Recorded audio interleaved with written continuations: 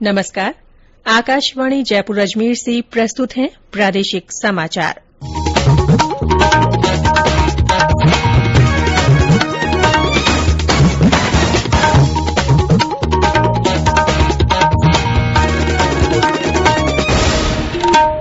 मुख्य समाचार। उदयपुर घटना के मृतक कन्हैया लाल के दोनों पुत्रों को सरकारी नौकरी दी जाएगी। राज्य मंत्रिमंडल ने नियमों में शिथिलता देने का लिया निर्णय। प्रधानमंत्री नरेंद्र मोदी आज वाराणसी में 1,800 करोड़ रुपए से अधिक की विकास परियोजनाओं का लोकार्पण और शिलान्यास करेंगे। शिक्षा समागम का करेंगे उद्घाटन। राष्ट्रीय स्वयंसेवक संघ की अखिल भारतीय प्रांत प्रचारक बैठक आज झुंझुनूं में। और प्रदेश में कल भी वर्षा जनित हादसों में 8 लोगों की मृत्यु, कई स्थानों पर बारिश।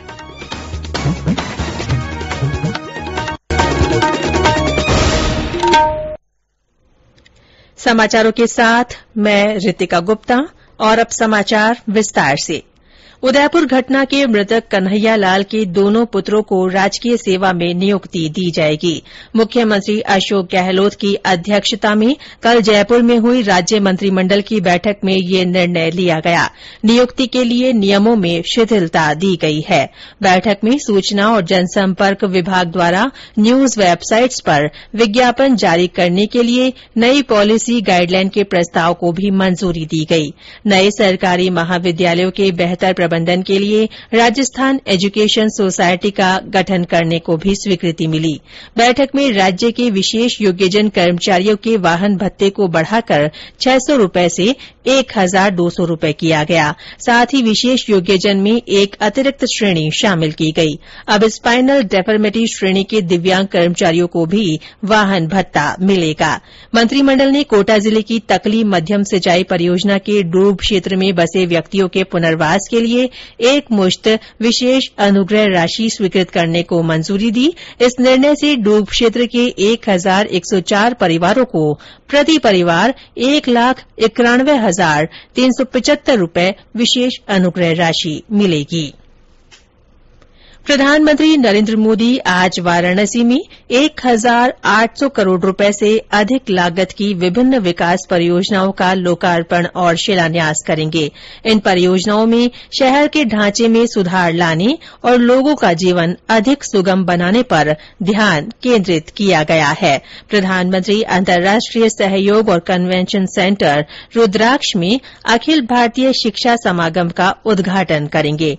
3 दिन के शिक्षा समागम का आयोजन केंद्रीय शिक्षा मंत्रालय ने किया है। इसका लक्ष्य राष्ट्रीय शिक्षा नीति के कार्यान्वयन के विभिन्न पहलुओं पर विचार करना है। शिक्षाविद डॉ संत कुमार ने कहा कि यह सम्मेलन देश के उच्च शैक्षणिक संस्थानों के लिए राष्ट्रीय शिक्षा नीति को लागू करने और विचार विमर्श करने के लिए एक मंच प्रदान करेगा।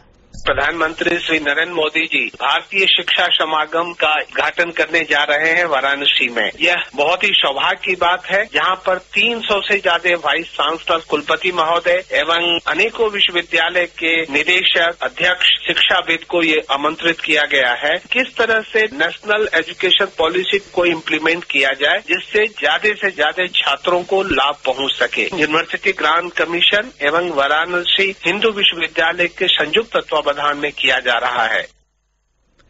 महिला और बाल विकास मंत्री स्मृति ईरानी को उनके मौजूदा विभाग के साथ अल्पसंख्यक कार्य मंत्रालय का प्रभार सौंपा गया है। नागरिक उड्डयन मंत्री ज्योतिरादित्य सिंधिया को इस्पात मंत्रालय का अतिरिक्त प्रभार दिया गया है। इससे पहले राष्ट्रपति ने केंद्रीय मंत्रिपरिषद से अल्पसंख्यक कार्य मंत्री मुख्तार अब्बास नकवी और इस्पात मंत्री रामचंद्र प्रसाद सिंह के इस्तीफे स्वीकार कर लिए थे। राष्ट्रीय स्मारक प्राधिकरण के अध्यक्ष तरुण विजय के नेतृत्व में एक दल ने बांसवाड़ा की मानगढ़ पहाड़ी को राष्ट्रीय महत्व का स्मारक घोषित करने संबंधी एक रिपोर्ट केंद्रीय संस्कृति राज्य मंत्री अर्जुन राम मेघवाल को सौंपी है। नई दिल्ली में मीडिया से बातचीत में श्री मेघवाल ने कहा कि गुमनाम नायकों और मानगढ़ पहाड़ी को इतिहास में वह स्थान नहीं मिल सका जिसके वे हकदार थे। उन्होंने बताया कि 17 नवंबर 1913 को ब्रिटिश सेना ने 1500 भील आदिवासियों को बेरहमी से मार दिया था। उन्हें श्रद्धांजलि देने स्वरूप आजादी का अमृत महोत्सव के अवसर पर सरकार इस रिपोर्ट को सकारात्मक रूप से आगे बढ़ाएगी।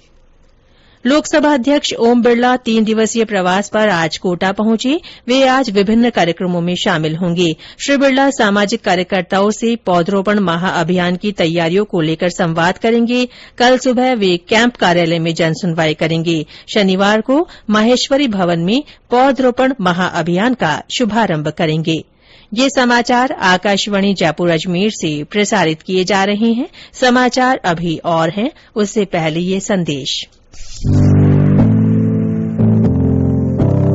कंपटीशन की अगर आप कर रहे हैं तैयारी, तो उनके लिए ऑल इंडिया रेडियो पर हम लाए हैं अभ्यास, एक ऐसा कार्यक्रम जिसमें आप पूछेंगे सवाल व्हाट्सएप नंबर 9289094044 पर, या फिर ईमेल करेंगे abhyas.airnews@gmail.com पर, और हमारे विशेषज्ञ देंगे इसका जवाब। आपका अभ्यास हमारा प्रयास। प्रादेशिक समाचारों में फिर से आपका स्वागत है। राष्ट्रीय स्वयंसेवक संघ की अखिल भारतीय प्रांत प्रचारक बैठक आज से झुंझुनूं में शुरू हो गई है। हर साल आयोजित होने वाली ये बैठक 3 दिन तक चलेगी। बैठक में राष्ट्रीय स्वयंसेवक संघ के सभी 45 प्रांतों के प्रांत प्रचारक और सह प्रांत प्रचारक भाग ले रहे हैं। संघ के सरसंघ चालक डॉ मोहन भागवत और सर कार्यवाह दत्तात्रेय होसबोले सहित सभी प्रमुख पदाधिकारी बैठक में शामिल हो रहे हैं। बैठक में संघ के पिछले दिनों हुए कार्यों की समीक्षा की जाएगी और आगामी कार्यों के बारे में रणनीति बनाई जाएगी। प्रदेश में कल कोरोना संक्रमण के 164 नए मामले सामने आए। इनमें से 77 रोगी जयपुर जिले में मिले। जोधपुर में 28, बीकानेर में 11, अजमेर में 9, अलवर में 8, उदयपुर में 7, जालौर में 4, सिरोही, चूरू, बाड़मेर और दौसा में 3-3, चित्तौड़गढ़ और डूंगरपुर में 2-2 और 12, श्रीगंगानगर, कोटा तथा राजसमंद में 1-1 व्यक्ति में संक्रमण की पुष्टि हुई। कल इस बीमारी से 115 मरीज स्वस्थ हुए। सक्रिय मामलों की संख्या 912 हो गई है। कोविड से बचाव के लिए एहतियाती टीका अब दूसरी खुराक के 6 महीने बाद लगवाया जा सकता है। इससे पहले एहतियाती टीका दूसरी खुराक के 9 महीने बाद लगाया जाता था। टीकाकरण पर राष्ट्रीय तकनीकी सलाहकार दल ने इस अंतराल में संशोधन की सलाह दी है। स्वास्थ्य मंत्रालय में सचिव राजेश भूषण ने इस बारे में सभी राज्यों और केन्द्र शासित प्रदेशों को पत्र लिखा है।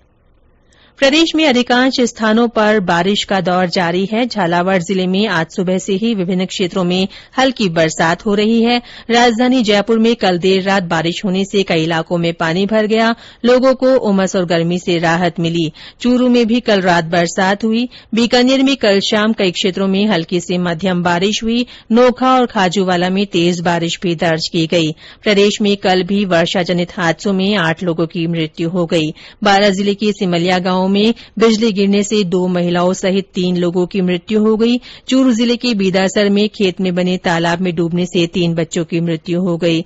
बूंदी जिले में खेत पर काम करते समय कल देर शाम बिजली गिरने से 2 लोगों की मौत हो गई। जिले के रुणेजा गांव के पास बिजली गिरने से 41 भेड़ बकरियों की मृत्यु हो गई। बूंदी जिला कलेक्टर रविन्द्र गोस्वामी ने बारिश के मौसम में आमजन से विशेष सावधानी बरतने की अपील की है। तो मेरा निवेदन है कि बरसात के इस टाइम जहाँ पानी भरा हुआ हो उसके आसपास ना जाएं। बिजली के खुले तार या खुला कोई सिस्टम ऐसा हो जिससे करंट आने की संभावना हो, उसके पास ना जाएं। आकाशीय बिजली गिरने की संभावनाएं होती है, इसलिए पेड़ के पास या पेड़ के नीचे शरण ना लें। और जो वीडियो एक NDRF की तरफ से प्रसारित किया है उसको कृपया देखें और उसके अनुसार कार्रवाई अपनी सुनिश्चित करें। स्वयं का बचाव करें और दूसरे लोगों को भी वो वीडियो प्रसारित करें। मौसम विभाग के अनुसार आज से 10 जुलाई तक भरतपुर, जयपुर, बीकानेर और अजमेर संभाग सहित अधिकतर स्थानों पर बादल गरजने के साथ ही बारिश की संभावना है। कहीं कहीं भारी बारिश और 1-2 स्थानों पर बहुत भारी बारिश के भी आसार हैं। और अंत में मुख्य समाचार एक बार फिर। उदयपुर घटना के मृतक कन्हैया लाल के दोनों पुत्रों को सरकारी नौकरी दी जाएगी। राज्य मंत्रिमंडल ने नियमों में शिथिलता देने का निर्णय लिया है। प्रधानमंत्री नरेन्द्र मोदी आज वाराणसी में 1,800 करोड़ रुपए से अधिक की विकास परियोजनाओं का लोकार्पण और शिलान्यास करेंगे। शिक्षा समागम का उद्घाटन करेंगे। राष्ट्रीय स्वयंसेवक संघ की अखिल भारतीय प्रांत प्रचारक बैठक आज झुंझुनूं में हो रही है। और प्रदेश में कल भी वर्षा जनित हादसों में 8 लोगों की मृत्यु हो गई। कई स्थानों पर बारिश हुई। इसी के साथ प्रादेशिक समाचार बुलेटिन समाप्त हुआ। नमस्कार।